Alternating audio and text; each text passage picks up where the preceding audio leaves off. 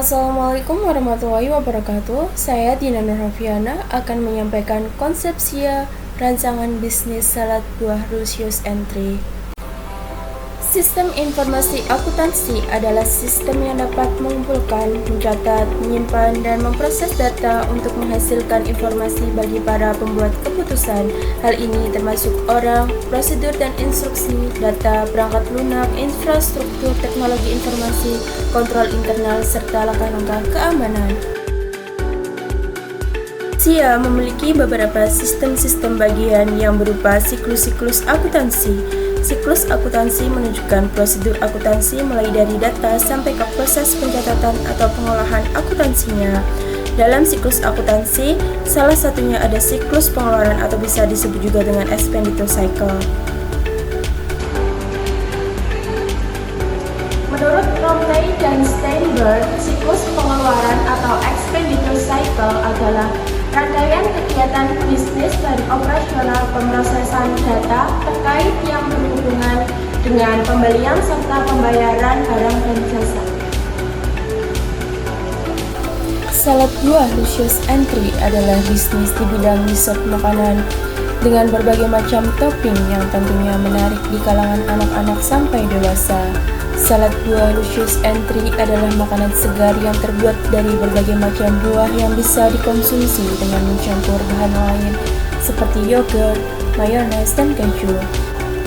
Buah-buahan yang dipadu dengan bahan lain seperti topping ini akan menambah kenikmatan dan kesegaran. Tentunya selain makanan ini menyegarkan, manfaat salad buah juga cukup banyak untuk kesehatan. Salad buah mengandung banyak nutrisi yang baik untuk tubuh.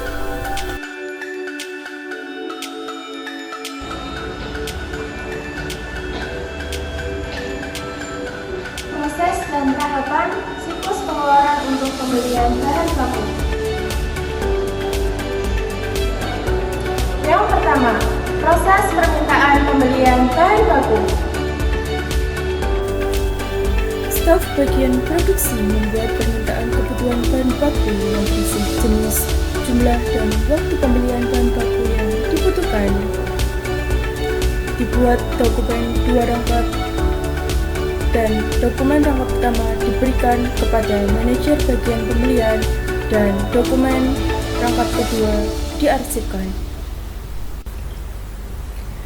Bagian pembelian mencari dan memilih pemasok bahan baku yang memenuhi kriteria seperti kualitas, harga, ketepatan waktu, pengiriman, dan reputasi. Pemasok dievaluasi berdasarkan faktor-faktor tersebut dan dipilih pemasok yang paling sesuai dengan kebutuhan bisnis.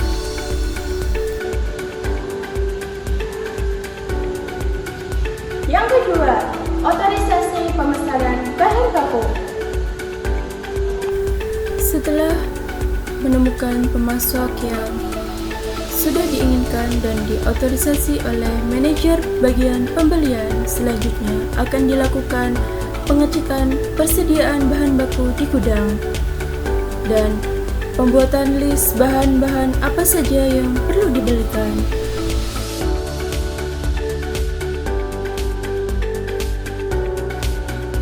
Yang ketiga, pembuatan purchase order. Setelah mendapatkan list kebutuhan apa saja yang perlu dibeli, selanjutnya akan dibuatkan dokumen purchase order yang terdiri dari 3 rangkap. Yang keempat, penyerahan purchase order. Setelah dilakukan pembuatan dokumen purchase order yang terdiri dari 3 rangkap, selanjutnya adalah penyerahan purchase order. Rangkap pertama diberikan kepada manajer bagian pembelian, rangkap kedua diberikan kepada manajer bagian gudang dan penerimaan barang, rangkap ketiga diberikan kepada supplier.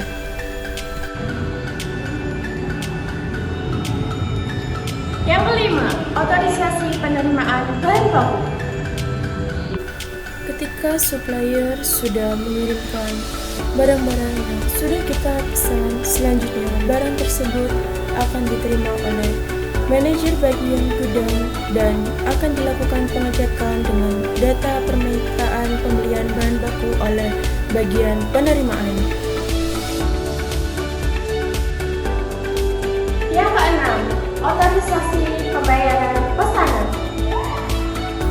Pada bagian ini akan dilakukan pembayaran dan dibuatkan dokumen faktur pembayaran yang terdiri dari 3 rangkap. Rangkap pertama untuk supplier, rangkap kedua untuk diberikan kepada bagian akuntansi, dan rangkap ketiga dijadikan arsip. Yang ketujuh, pencatatan transaksi. Setelah dilakukan pembayaran, selanjutnya adalah pencatatan transaksi dan pembuatan jurnal oleh bagian akuntansi. Proses ini membantu memastikan bahwa semua transaksi keuangan telah dicatat dengan benar dan tidak ada kekeliruan yang terjadi.